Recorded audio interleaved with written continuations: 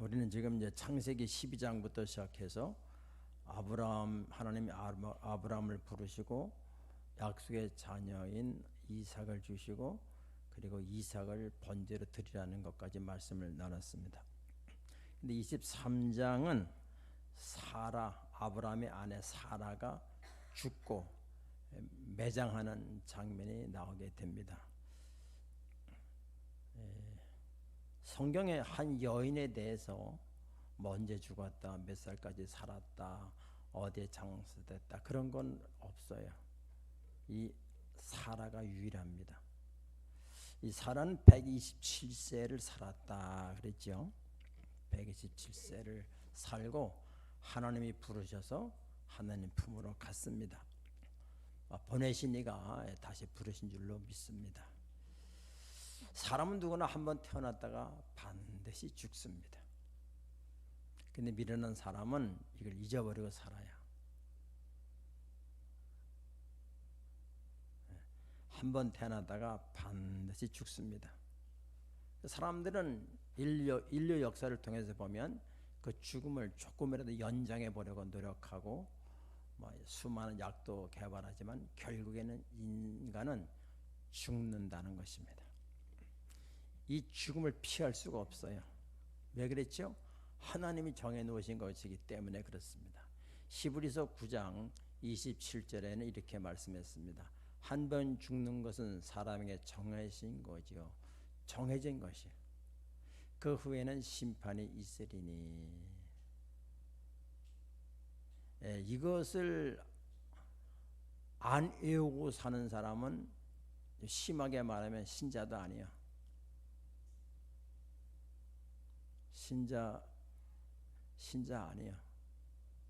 제가 과하게 말씀드렸지만은 한 번 죽는 게 정하신 것이 후에는 심판이 있다. 이거를 모르고 어떻게 신앙생활 합니까?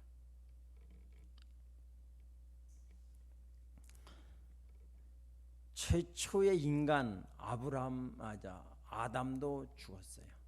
그리고 홍수에서 유일하게 살아남은 노아도 죽었어요. 그리고 믿음의 조상인 아브라함도 죽었어요. 다 죽었습니다.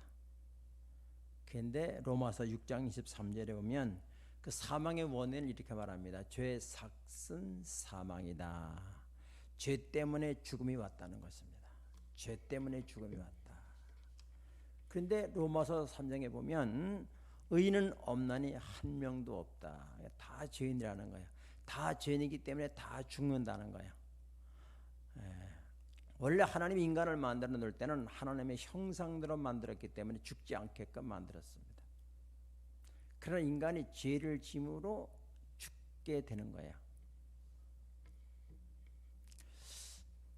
그런데 죽음에는 순서가 없다는 것입니다. 아브라함보다 아내 사라가 10살이 작아요. 그래서 10살이 작은데 먼저 죽잖아요. 사라가. 남자의 행복은 여자보다 먼저 죽는 것입니다. 아무리 그렇다 할지라도 여자가 어느 날 갑자기 남편의 얼굴을 똑바로 쳐다보면서 당신 나보다 빨리 죽어. 그러면 좀 그 말을 듣는 기분이 묘하실 거예요. 대부분 여자가 먼저 죽고 남자가 사는 것보다 남자가 먼저 죽는 게 여러 가지 면으로 보면 행복한 것 같아요. 저도 5살 어린 여자하고 결혼했는데 하나님이 어떻게 하실지 몰라요.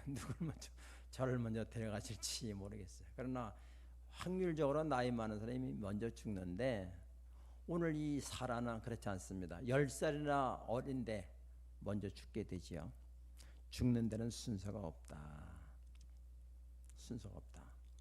또 문제는 우리가 이 땅에 살면서 요즘 많이 참 삽니다만은 100세 인생, 90세 인생 그렇게 살지만은 얼마큼 오래 사느냐가 중요한 건 아니에요. 어떻게 사느냐가 중요합니다. 어떻게 사느냐. 맨날 술이나 먹고 흥청망청 산다면 그게 의미가 무엇이 있겠습니까? 그 얼마나 사느냐보다 어떻게 사냐. 똑같이 초등학교를 다녀도 나 초등학교 나왔어, 중학교에 나와서 그런 것보다 어떻게 나왔느냐. 똑같이 예배를 드려도 오늘 나 예배 갔다 왔어 그런 사람하고 어떻게 예배를 드렸느냐가 중요합니다. 어떻게. 그러니까 하나님은 언제나 보는 것은 몇 년 살았냐를 보지, 그건 자랑거리가 아니에요. 그러나 어떻게 살았느냐, 이것을 아까 말씀 히브리서 9장 27절에서 후에는 심판이 있다. 이걸 우리가 매일 기억하며 살아야 된다는 것입니다. 죽으면 끝나는 게 아니에요. 심판이 있다고 분명히 말씀했습니다. 어제 그 KBS 1인가 2인가는 잘 모르겠는데 TV를 틀었는데 103세 철학자인 김영석 교수가 나왔더라고요. 나와서 대담을 하는데 그분이 하는 얘기가 내가 103세를 살아보니 60세가 되니까 철이 들더라. 그리고 80세면 남을 나눠주며 살아야 될 나이다. 그런 얘기를 하더라고요. 예, 김영석 교수는 여러분 아시다시피 연세대학교 철학과 명예교수 아닙니까? 근데 그분이 하는 얘기 가운데 여러분은 우리는 책에서만 본 윤동주 시인 아시잖아요. 우리 다닐 때 그거 있잖아요. 여러분 지금 모르겠어요. 윤동주 시인이 있는데 그 동주하고 자기하고 같이 한 반이었다는 거예요. 그러니까 그분 역사적인 인물이죠. 그런데 그 윤동주 시인이 그때 어렸을 때부터 시를 잘 썼대요. 앞으로 큰 사람이 되겠다라고 생각을 했다 그러더라고요. 그런데 그 윤동주 시인이 자기보다 3분의 1만 살았대요. 자기는 윤동주 시인보다 3분의 1을 3배를 더 살았다고 그러더라고요. 그런데 그 사람은 많은 걸 남기고 죽었다 그렇게 말씀하더라고요. 여러분 우리가 얼마나 오래 사느냐가 중요한 게 아니고 어떻게 살았느냐. 어떻게 살았느냐.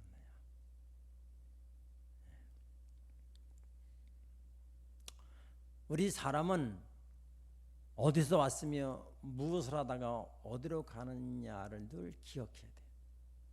저는 중학교 2학년 때에 이 문제에 심취해가지고 비가 오는 어느 날 굉장히 골똘하게 생각한 적이, 그건 답이 없겠죠. 중학교 2학년은 뭐 알겠습니까? 그런 이건 아는 것 같아요. 인간은 소풍 왔다가 가는 것 같다라는 것까지는 생각한 것 같아요. 그러다가 인간은 어디서 와서 무엇을 하다 어디로 가는가, 그러니까 무엇을 하며 살아야 되는가, 이미 던져진 존재이고 가야 되는 존재인데 과제는 그건 우리 마음대로 못하고 우리가 할 수 있는 범위는 어떻게 살아야 되는가. 그래서 제가 그 답을 모르다가 중고등학교를 졸업하고 초등학교 졸업하고 한 2년 정도 됐을 때에 해답을 찾았지요. 아, 이게 인생의 성공이구나. 그래서 저는 단순한 마음으로 목사가 된 거죠.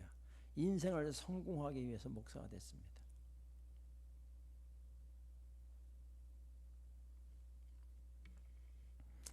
오늘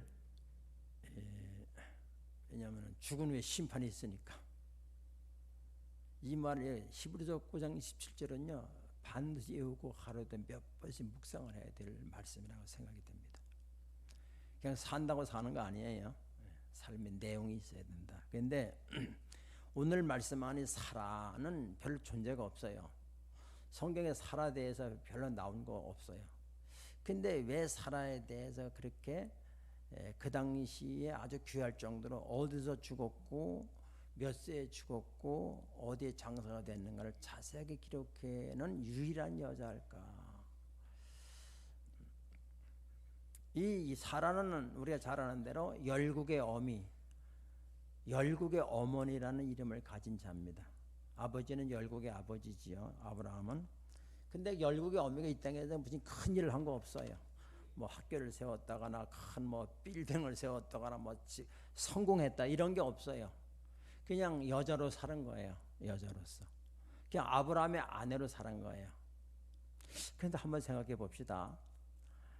하나님이 아브라함에게 너는 갈대 우르를 떠나라 그랬을 때 아내의 동의가 없이는 떠날 수 있었을까요? 아내가 반대하면 어렵습니다. 못 떠나요. 그리고 너를 통해서 큰 민족을 이루겠다. 하늘의 별과 같이 바닷가의 모래와 같이 땅의 티끌과 같이 네 민족을 후손을 번성하게 해주겠다라고 언약을 받았는데 아내 없이 그거 이룰 수 있습니까? 아내 없이는 아무것도 안 되는 거예요. 아내 없이는 안 된단 말이에요. 그러니까 성경에 기록은 안 됐지만은 아내의 몫이 반은 된다고요. 또 지난주에 말씀드린 대로 100살의 언약의 자손으로 받은 이삭을 모리아 땅에가 드리라 그랬어요. 그때 아내는 어떻게 했다는 반응이 안 나왔어요. 근데 어떤 사람은 아내가 뭐 반대할까봐 이게 몰래 이런 얘기도 있지만은 저는 성경을 볼 때에 직접적인 얘기는 안 나와 있지만은 이 아내도 동의를 했지요. 여러분 동의 없이 어떻게 독자 아들을 불태워 죽일 수 있습니까? 여러분이 믿음 생활, 가정을 가지고 믿음 생활을 하는 건 마찬가지예요. 내가 주님을 위해서 뭔가 충성하고 싶은데 노력으로 봉사하고 시간으로 봉사하고 물질로 봉사하고 싶은데 아내가 틀으면 못해요. 또 아내가 하고 싶은데 남편이 틀으면 못해요. 그렇기 때문에 결혼은 굉장히 중요하고 결혼을 믿음의 사람끼리 했다 할지라도 믿음의 수준이 비슷해야 돼요. 여러분 부부 중에 한 명이 반대하면요 눈치 보냐고 아무것도 못합니다. 못해 할 수가 없어요. 그렇기 때문에 이 아브라함의 아내 사라는 굉장히 중요한 역할을 하는데 이건 제 말이 아니라 성경에서 그렇게 말하고 있어요. 자, 히브리서 11장 11절을 한번 띄워주세요. 자, 이건 이제 사라에 대한 얘기죠. 믿음으로 사라 자신도 나이가 많아 단산하였으나 잉태할 수 있는 힘을 얻었으니 이유가 뭐지? 이는 약속하신 일을 미쁘신 줄 알았습니다. 하나님이 아브라함을 통해서 내 자손이 하늘의 별과 같이 큰 민족을 이루겠다고 약속하신 분은 반드시 이룬다고 하는 것을 아내 사라도 그 믿었다는 거예요. 그래서 그를 통해서 이삭을 낳게 했고 이삭을 통해서 믿음의 자손들이 많이 생겨나게 했다는 것입니다. 그렇기 때문에 이 아브라함 아내 사라는 하나님의 뜻을 이어가는 여인이었다. 이렇게 말씀을 드릴 수 있습니다. 그리고 그 아내 사라가 이삭을 잘 키웠죠. 지난주에 말씀드렸습니다마는 아브라함이 이삭을 묶어서 장작더미 위에 올려놓을 때 아브라함 반항하지 않았습니다. 어떻게 그런 믿음이 될까요? 어머니가 양육한 것입니다. 어머니가 이삭을 양육한 거예요.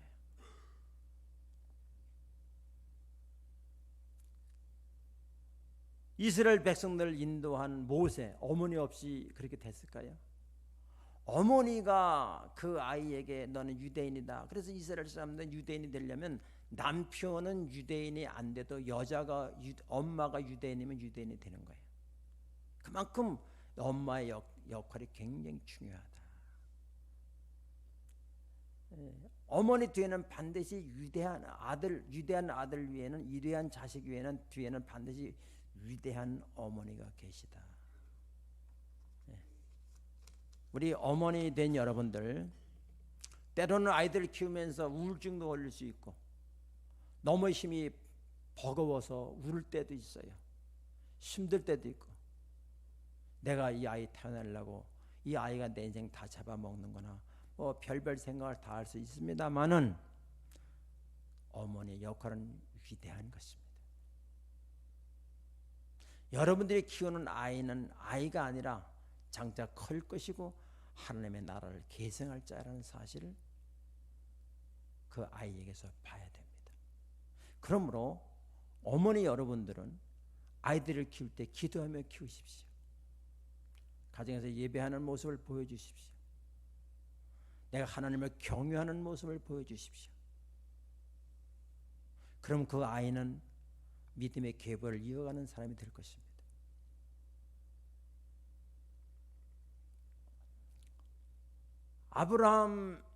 아브라함과 사라는 몇 년을 같이 살았을까요? 아브라함이 75세에 자기 고향을 떠났지 않습니까? 그때 아내도 같이 떠났으니까 아내는 65세겠지. 10살 적으니까 그 65세니까 127살에 죽게 되니까 약 62년 정도, 아무리 안 돼도 62년은 같이 살았을 것이고, 뭐 정확히는 60한 약 한 5, 6년 이상은 살지 않았겠는가 이렇게 생각이 됩니다. 그 당시에 일찍 결혼한 걸 보면은 뭐 한 70년 이상, 80년 이상 같이 살았다 이렇게 추측해 볼 수도 있어요. 그렇게 하면서 얼마나 많은 일을 겪었겠습니까? 둘이 같이 동업해서 죄를 짓기도 하고, 당신은 내 누이 동생에다가 거짓말하기도 하고, 막 그런 여러 가지 일을 통해 어떻든 간에 이 아내 사라를 보면서 아내가 이제 죽지요.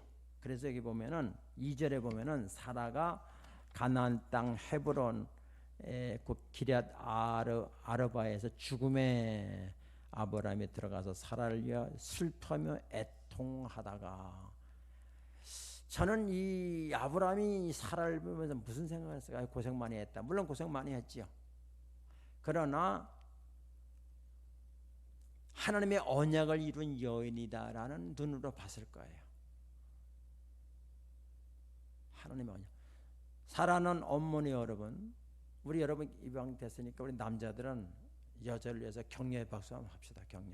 남자들 세게 좀. 우리 어머니 여러분 수고 많이 하셨어요. 여러분들은 위대한 직분을 받았습니다. 위대한 직분 받았어요. 근데 여기 이제 보면은 슬퍼하며 애통했다. 그렇죠. 아브라함이 통곡을 하는 거야. 아내 죽어서 통곡을 하는 거야.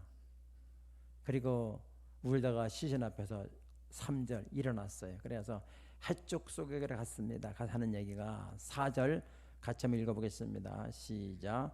나는 당신들 중에 나그네여 거류하는 자니 당신들 중에서 내게 매장할 소유지를 주어 내가 나의 죽은 자를 내 앞에서 내어다가 장사하게 하시오. 이 해쪽 속에 가서 이제 매장지를 좀 달라 그러지 않습니까? 그런데 자기를 뭐라고 소개하는가 하면 나는 나그네요 거류하는 자입니다. 이렇게 말해요. 왜 나그네라 그랬을까? 하나님이 가라에서 왔는데 아직은 자기가 자기를 볼 때 나그네라는 것입니다. 그리고 거류자라는 것은 여행에다 잠깐 들린 사람이라는 뜻이거든요. 그러니까 나그네요 거류자다. 거류자다. 왜 그래요? 땅이 없잖아요. 아브라함을 통해서 사라를 통해서 이제 앞으로 하늘의 별과 같이 많은 민족이 되어들 시작은 됐잖아요. 시작은 됐어. 그런데 또 하나 약속 있잖아요. 네 후손에게 그 땅을 주겠다. 대대로 그 땅을 주겠다 그랬는데 아직은 자기 땅이 하나도 없잖아요. 남의 땅에 들어와 있는 거예요 지금. 그러니까 나는 거류민이고 나는 나그네들 이렇게 말하는 거예요. 그 말이 맞는 표현이에요. 그런데 여러분, 우리는 무엇입니까? 우리도 나그네예요. 최준 씨가 부르나요? 인생은 하숙생이라는 노래 잘 아시잖아요. 그 복음성가예요. 복음성가입니다. 많이 부르세요. 근데 인생은 나그네, 하숙생과 같은 존재란 말이에요. 근데 우리가 살아가면서 왜 힘드냐 착각하는 거죠. 영원히 살 것처럼 착각을 하는. 그래서 고통이 오는 거예요.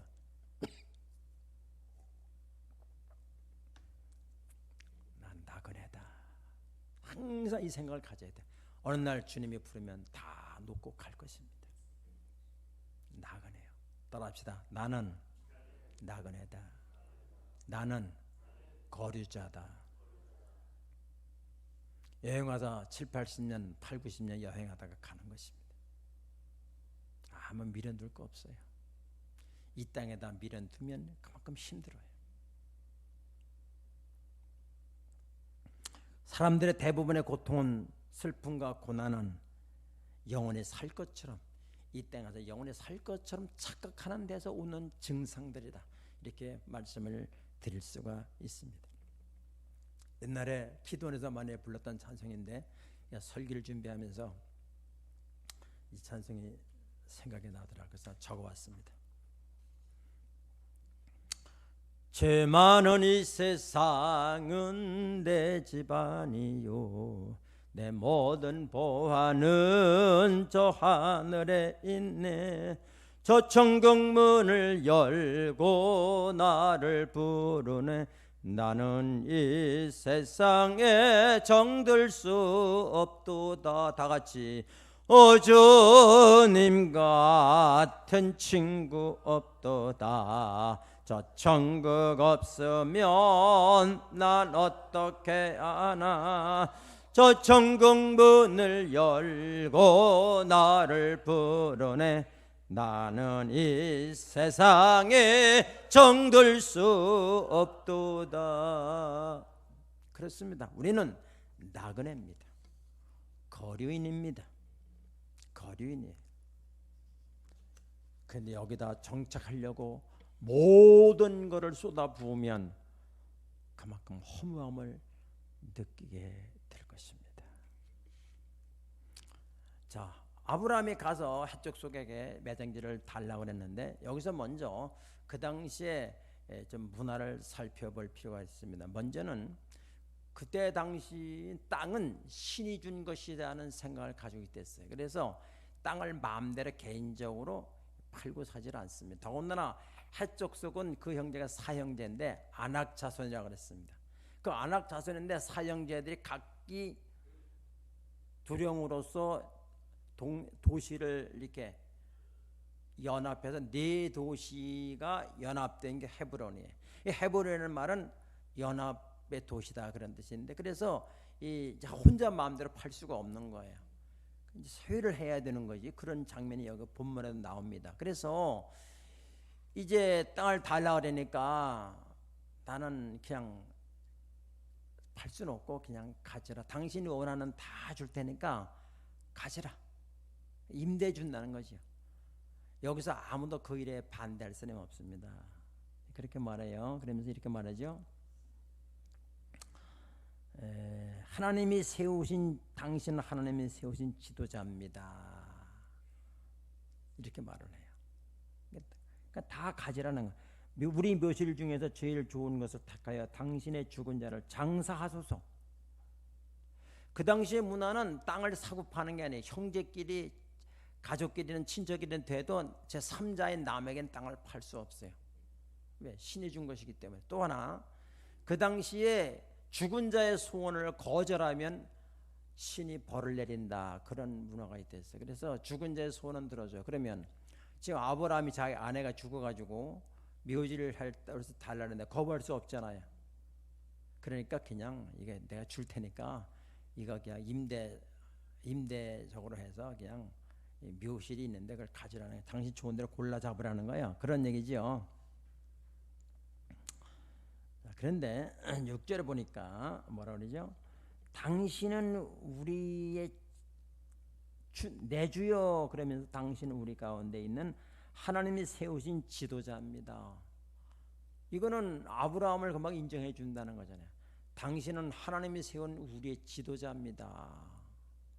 지도자입니다. 우리가 들어야 될 칭찬이 바로 이것이라고 생각이 됩니다.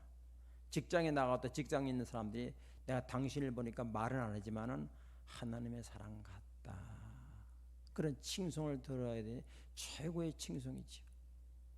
저도 처음에 예수님 이제 믿고 나서 따끈따끈한 시간일 때 참 믿은 대로 살려고 무진장 노력을 했어요. 성경대로 살아보겠다고. 제가 여러분 제 말을 다 이미 애우다시피 들었습니다만은 이건 제 자랑이 아니라 그 제가 살던 춘천시 석사동 16번에는 절이 2채예요. 절이 2개예요. 그러니까 99% 100%가 전부 절 다니는 사람인데 저만 이제 교회 다니는 사람이야. 그 당시 이제 제가 다니던 교회는 4시 반에 새벽에 드렸어요. 그럼 거기에서 시내까지 내려오려면 교회까지 가려면 4km를 가야 되는데 여름에 겨울에 눈이 많이 왔어요. 자전거를 타고 가다 넘어지고 자빠지고 하면서 4km를 달려가서 이제 기도하고 오면 한 6시쯤 돼요. 겨울이니까 이제 이게 아직 날씨 덜 밝았죠. 그래서 제가 이제 교회 갔다 와가지고 거기 이제 골목길 사거리야. 이렇게 사거리인데 제가 다 비지를 하는 거예요. 다 하고 나면 일찍 일어나는 노인네가 일어나요. 그래 다 쓸려 있거든요. 그러니까 뭐 누가 썼는지 다 알지요. 그래서 제 별명이 예수 믿는 총각이었어요. 예수 믿는 총각. 제 이름은 모르죠. 말을 안 했으니까. 그냥 예수 믿는 총각이야.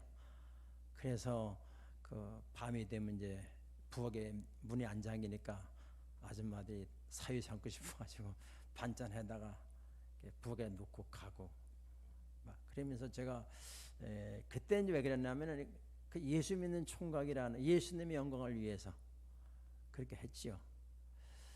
여러분 우리가 직장 가든지 사회 어떤 그룹에 가든지 그래서 말하는 거 보니까 내가 많이 교제는 안 했지만 말을 들어보니까 이해심이 깊고 용서를 해주고 정직하고 뭔가 하나님의 사람 같다.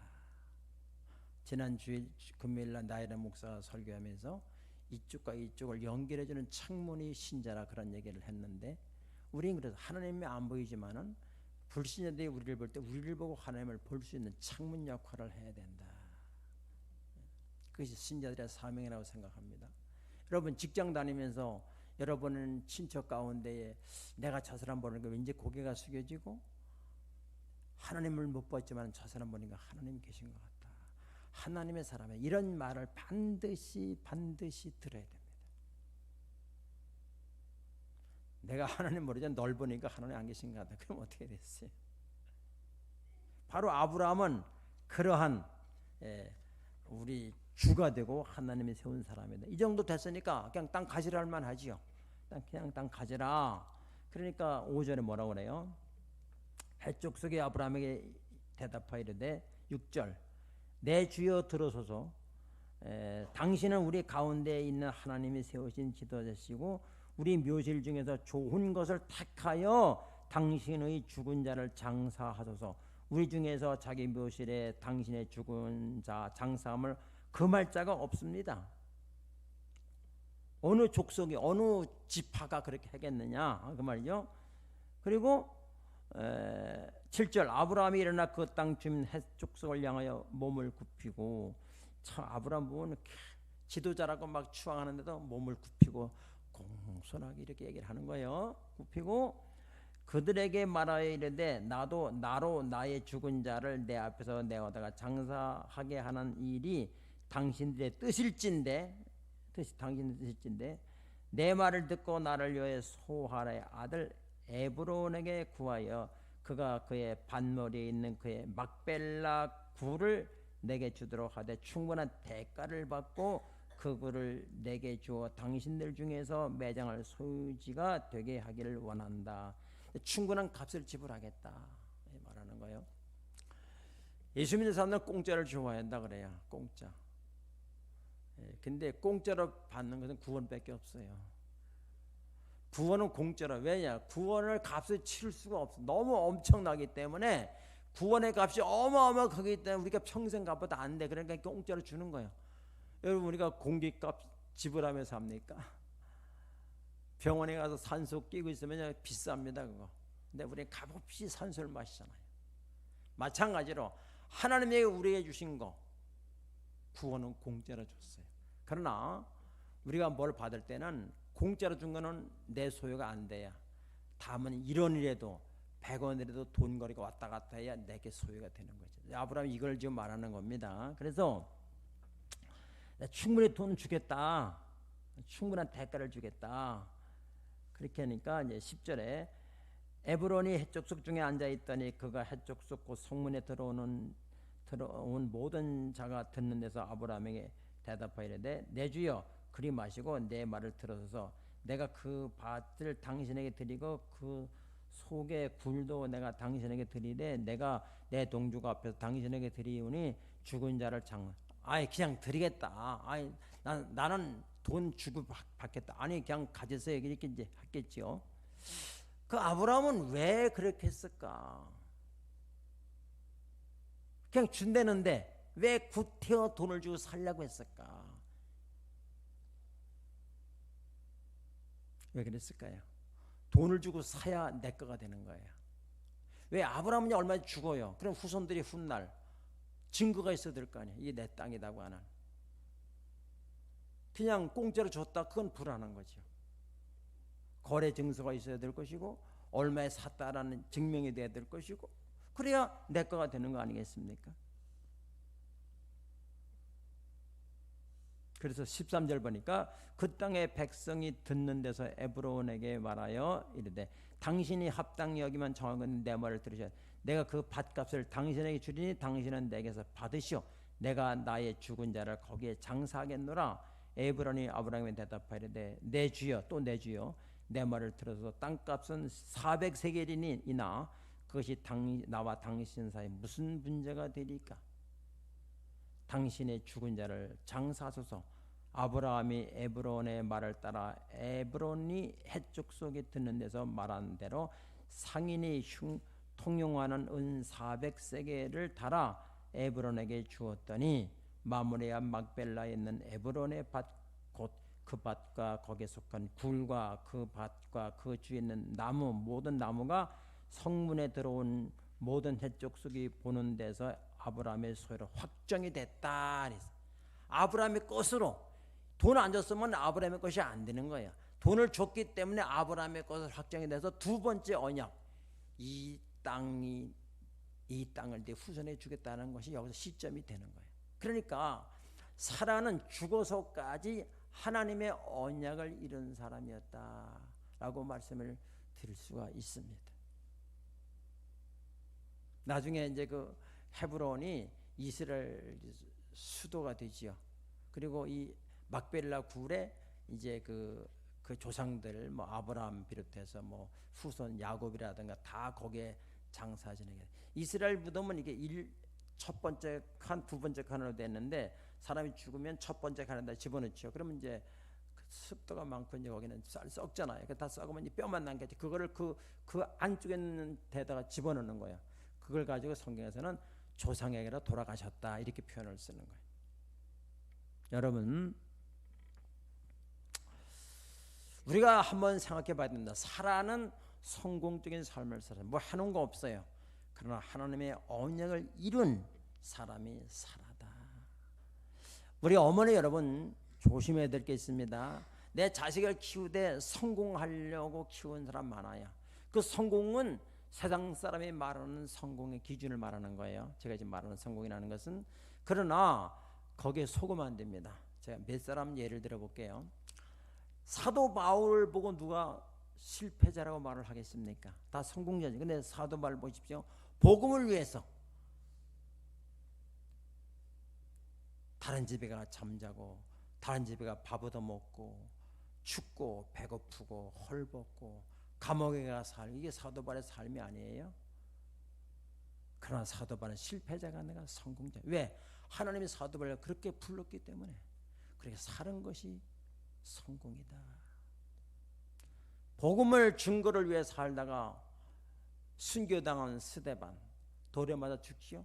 돌에 맞아 죽으면서 얼굴은 천사같이 빛났다고 표현하고 있습니다. 그는 일찍 죽었어요. 그런데 누가 스데반 보고 실패한 인상이라고 말하겠어요? 하나님은 스데반을 그렇게 부르신 것입니다. 그는 성공자입니다. 세례 요한 목베임을 당해 죽었지만 예수님의 길을 예비하러 온 사람이에요. 광야의 소리로 왔습니다. 메뚜기가 석청을 먹고 살았어요. 누가 세례 요한 보고 실패자라고 말할 수 있겠습니까? 그는 성공자입니다.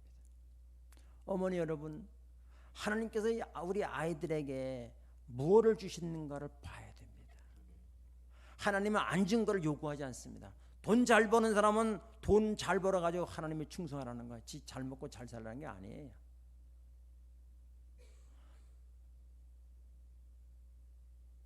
그러니까 우리 아이의 어떤 기질이 있다를 발견해서 그것을 가지고 이 땅에서도 먹고 살지만 그걸 가지고 이 땅에서 먹고 살고 성공하고 집 짓고 그걸로 끝나는 것이 아니라 어떻게 하나님 나라와 연결할 것인가가 숙제라고 말이에요. 이것은 어머니들의 역할이에요. 이 땅에서 세상 사람들이 본 기준에 의해서 말하면 예수 믿는 사람은 실패자가 더 많습니다. 왜? 예수 믿는 사람들은 그런 나름대로 믿음 대로 살겠다고 제한받는 게 많잖아요. 서당적인 개념으로 볼 때는 실패자입니다.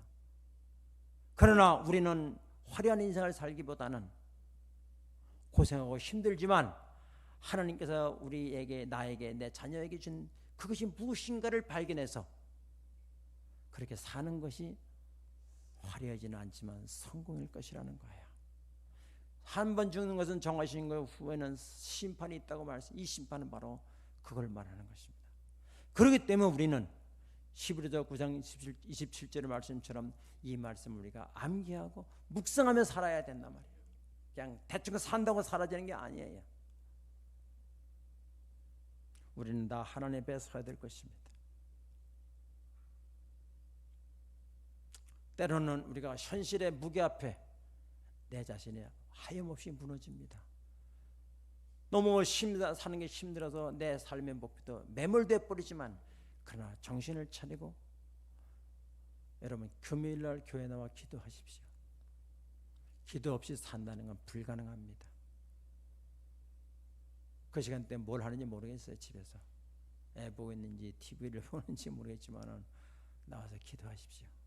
아이를 위해서 내가 어떤 엄마가 될 것인가 기도하시고, 또 우리 교회에서 어떻게 충성할 것인가를 기도하시고, 인간은 약한 존재이기 때문에 계속해서 채찍질하지 아니하면 금방 무너지는 게 인간입니다.